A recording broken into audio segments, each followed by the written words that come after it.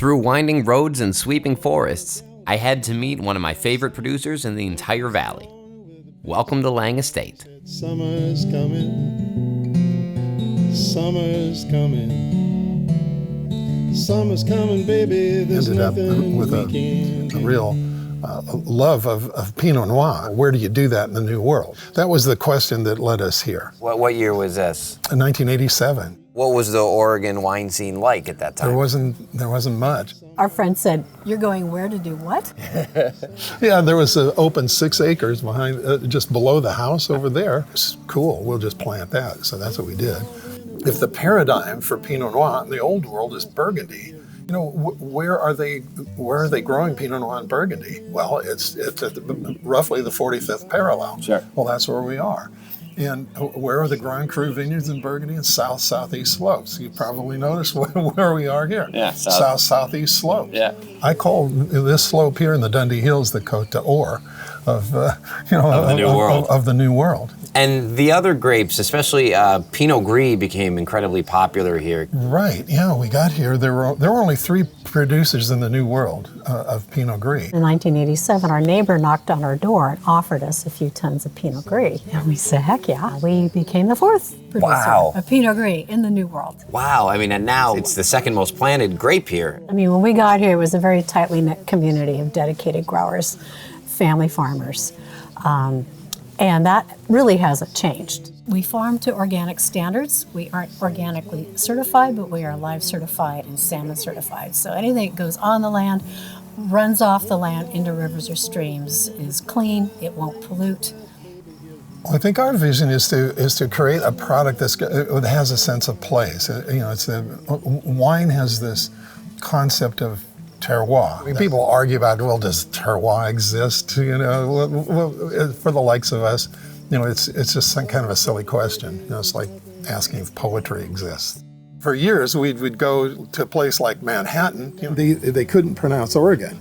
You know, then through the years, it's like, okay, so we go Oregon. back. Yeah, exactly. Then we go back, and it's like we've got our wines we're pouring, and say we're from Oregon, and they say, well, where in Oregon? And we say, well, the Willamette Valley. Well, we're in the Willamette Valley. We're in the Dundee Hills. And so, the Dundee Hills. Oh, yeah, absolutely. And we looked at each other and went, oh, good. Yeah. This is good. We're doing something right. They're getting it. We have turned the corner. We can do.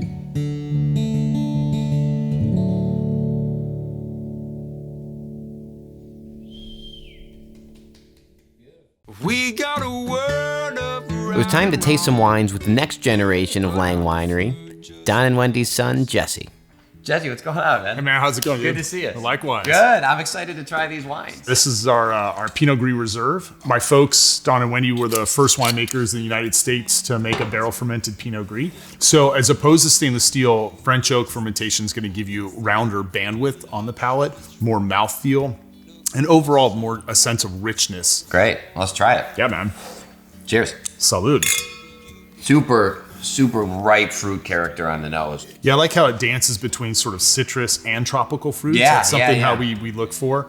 And a lot of times it's one or the other because those can be opposite ends of the spectrum in a lot of wine. Yeah, and we select for that. So all those different components are every little vineyard block's picked separately and fermented separately. So literally, this is a blend of our top 25 French oak barrels. There's almost a nuttiness as well. Yep, a little bit of the almond kind of toasted almond. Yeah. I find sort of a honeysuckle note too, so it plays a little bit kind of in a floral range as well. And yeah, that white peach note is really, I think, a characteristic of Willamette Valley Pinot Gris. Bright Asian pears and apples can be a component too. Asian pear, that's a good one for this too. You're talking the rounds. Yeah, exactly. Asian they pear. look like apples, but they're Asian pears. Yep. Yeah, that's a great one for this. This is our Pinot Noir Reserve, so one of about 12 different Pinot Noirs we craft every year. 12? Yeah. Now, tell me why so many? Well, Pinot Noir has this unique ability to showcase sight. The Reserve is one of my favorite wines we get to craft every year, just because we get to cherry pick some of our favorite barrels from all those blue ribbon vineyard sites.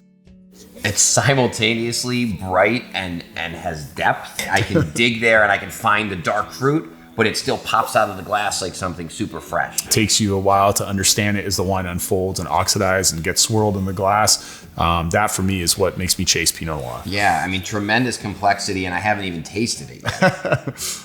I get a little of that like dark cherry cola. That brightness too. I get some fresh kind of raspberry and strawberry components. I find this particular reserve to have a fair bit of spice, like a spice box note, cardamom, clove. So we've been certified sustainable for about 15 years now. A lot of the bottles that we use are lower weight, so our carbon footprint's lessened a fair bit.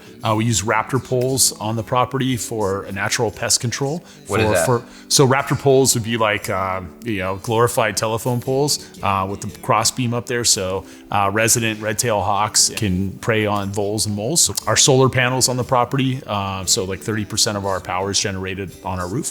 When I think some people see it as, a burden and a cost rather than an opportunity and a long-term benefit, something that will help sustain the vineyard's profitability and viability for the long term. Well, that's the dream. I mean, Yeah. maybe Elon Musk can go to Mars, but I'm pretty sure We're stuck here. I'm pretty sure we're stuck here. We got one planet, So On all the bottles, there's a fishing lure. my family's big into preservation, conservation for fresh water. Oh, okay. And saltwater Wow. too. And my father and I are big fishermen. So we tie our own flies and we travel around the state and go fishing when time allows. Man, that sounds like a blast. Yeah, I'd love to get out and go fishing with you if I ever can. Well, maybe we can make that happen. Yeah? Yeah. All Maybe right, later can this we week. do it? Yeah. All right. We'll make it happen. All right, cool. Yeah, bud. Cheers. Want to drink the wines from this episode and others? Join the Vineyards for Vino Wine Club. We'll ship the wines from each season right to your door, so you can drink along with us while you're watching the show, cooking, or just hanging out with friends. Travel to the winery without ever leaving your home. Go to vineyardsforvino.com right now to join.